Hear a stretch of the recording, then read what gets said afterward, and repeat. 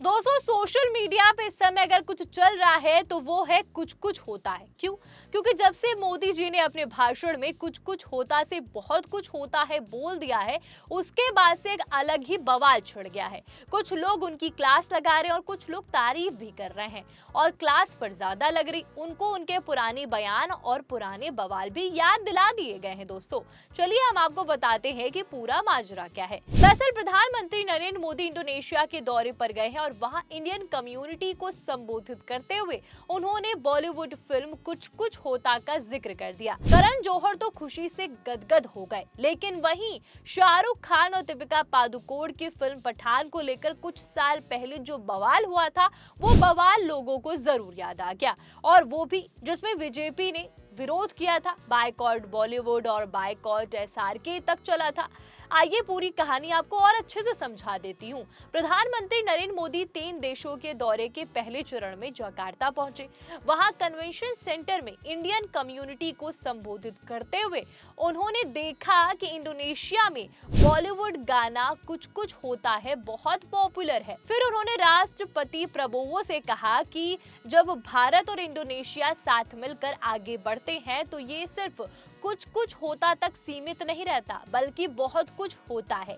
ये बात सुनकर फिल्म कुछ कुछ होता के डायरेक्टर और प्रोड्यूसर करण जौहर बहुत ज्यादा ही खुश हो गए। उनके प्रोडक्शन हाउस धर्मा प्रोडक्शन ने इंस्टाग्राम पर एक पोस्ट शेयर किया जिसमें मोदी जी की क्लिप थी। कैप्शन में लिखा था कि सिनेमा और संगीत सीमाओं से पार जाने और लोगों को एक साथ लाने का एक अनोखा तरीका है। हमारे प्रधानमंत्री नरेंद्र मोदी ने जकार्ता में कुछ कुछ होता के लिए दुनिया भर से मिल रही तारीफ का जिक्र किया। हम सम्मानित महसूस कर रहे हैं। फिल्म कुछ कुछ होता है 16 अक्टूबर 1998 में रिलीज हुई थी। ये करण जौहर की डायरेक्टर के तौर पर पहली फिल्म थी। शाहरुख खान, काजोल, रानी मुखर्जी, सलमान खान इसमें थे, और जतिन ललित का म्यूजिक तो आज भी लोगों के दिलों में बसता है। दोस्तों मोदी जी के इस भाषण के बाद से सोशल मीडिया पे तरह तरह के कमेंट्स आ रहे हैं। चलिए वो कमेंट्स देख लेते हैं कि क्यों लोग बरस पड़े हैं। पहला कमेंट है कि कुछ कुछ होता है, क्या करूं, हाय मोदी जी। दूसरा कमेंट, अडानी को मिले गिफ्ट से कल मोदी जी इतने खुश थे कि उन्हें बहुत कुछ हो गया। वे शाहरुख खान की फिल्म का जिक्र कर बैठे। अब अंतर्राष्ट्रीय मीडिया मोदी जी के इस स्टैंड अप कॉमेडी को जमकर उछाल रहे हैं। तीसरा कमेंट, वो गाना मोदी जी ने ही कंपोज किया था। चौथा comment, comment 4, but at the rate Modi ji, आपने कभी प्रेस कॉन्फ्रेंस नहीं किया तो बताएं इसमें क्या क्या होता है। पांचवा कमेंट, अंधभक्त एसआरके इंटरनेशनल है, उसकी फिल्में बैन करो, बॉलीवुड को बायकॉट करो। इंडोनेशिया में पीएम मोदी एसआरके के कुछ कुछ होता का इस्तेमाल इंटरनेशनल डिप्लोमेसी के लिए कर रहे हैं। अंधभक्त, पापा प्लीज स्क्रिप्ट बदल दो। तो दोस्तों अब चलिए शाहरुख खान की फिल्म जिसको लेकर के बवाल हुआ था, आज एसआरके की तारीफ हो रही है, फिल्म को लेकर तारीफ हो रही है जो कि काफी अच्छी है, लोग उसको लेकर के बहुत खुश हैं। पर वहीं पर सवाल ये भी है कि शाहरुख की फिल्म को लेकर के बायकॉट शाहरुख भी हुआ था।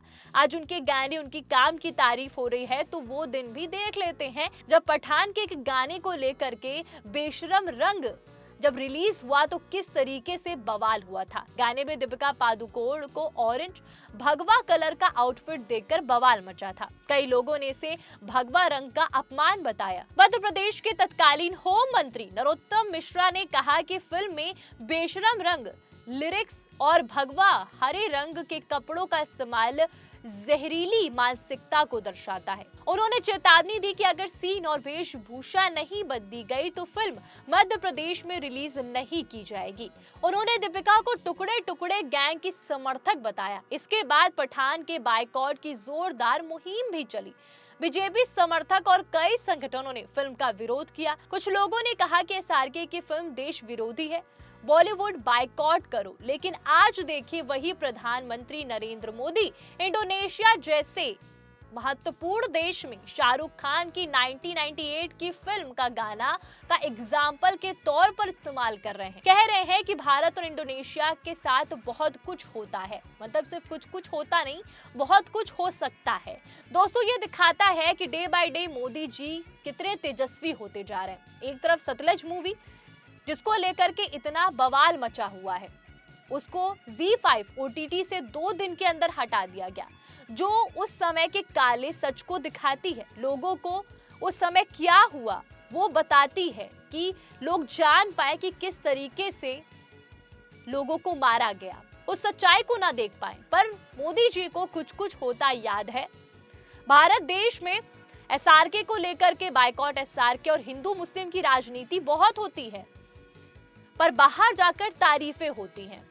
ये यहाँ पर भी हो सकती है और बाहर भी हो सकती हैं, बराबर हो सकती हैं, पर वहां पर अलग ही तरीके की राजनीति चल रही है, अलग ही डिप्लोमेसी है, और यहाँ पर अलग तरीके की। तो फिल्म को लेकर के लोगों का ये भी विचार है कि किस तरीके से अलग अलग जगह पर अलग अलग चीजें देखकर की जा रही हैं कि कहां पर क्या बोलना है। दोस्तों, ये दिखाता है कि सिनेमा सच में सीमाओं को पार करता है। एक तरफ राजनीतिक बयानबाजी, बायकॉट की मांग, दूसरी तरफ अंतर्राष्ट्रीय मंच पर बॉलीवुड की तारीफ। मोदी जी दिन प्रतिदिन डिप्लोमेसी में तेजस्वी होते जा रहे हैं, जहां सॉफ्ट पावर के तौर पर सिनेमा का भी इस्तेमाल हो रहा है। तो सवाल ये उठता है कि क्या बॉलीवुड और राजनीति का रिश्ता हमेशा विवादास्पद रहेगा या सिनेमा को राजनीति से ऊपर रखना चाहिए? अब यही हो रहा है। एंटरटेनमेंट इंडस्ट्री में राजनीति आ चुकी है। अब वो कहते हैं ना कि राजनीति में इतनी राजनीति नहीं जितना एंटरटेनमेंट इंडस्ट्री में राजनीति है, पर अब दोनों आपस में मिल चुके हैं। लोगों को अब यही बात समझ नहीं आ रही, इसीलिए लोग अलग अलग तरीके से कमेंट कर रहे हैं।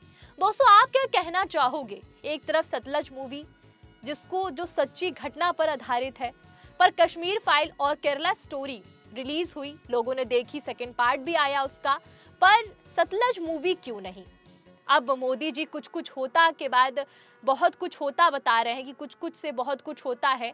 अब SRK बायकॉट नहीं है, अब SRK की तारीफ है और वो भारत की शान बन गए हैं। कुछ लोगों को ये अच्छा भी लग रहा है, पर कुछ को ये चीज कुछ ना पसंद आ रही है। दोस्तों, आप क्या कहना चाहोगे? आपकी क्या राय है? कमेंट करके जरूर बताइएगा। और ऐसे ही बॉलीवुड अपडेट और किस्से कहानी के लिए बने रहते सिंह राठौर के साथ, और जाते जाते 4 PM बॉलीवुड को सब्सक्राइब करना मत भूलिएगा। आपका धन्यवाद।